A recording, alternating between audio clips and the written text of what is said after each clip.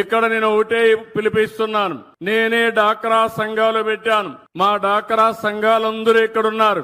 ఓర్వకల్లో ఉండే డాక్రా సంఘం అయితే, కోవా అయితే బ్రహ్మాండంగా, పాల్కోవా అయితే బ్రహ్మాండంగా తయారు చేస్తున్నారు. పారిశ్రామికవేత్తలుగా తయారవుతున్నారు. మళ్లీ నేను మీకు అండగా ఉంటాను.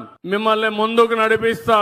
మెప్మా డాక్రా రెండు కూడా సమాంతరంగా చేసి ఈ సంవత్సరం 1,00,000 మంది పారిశ్రామికవేత్తలుగా చేసే బాధ్యత కూడా తీసుకున్నాం.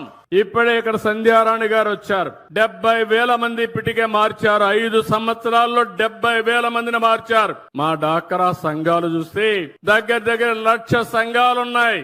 1,00,000 సంఘాలు అనుకుంటే 1,00,00,000 మంది ఉన్నారు మీకు మెంబర్లుగా.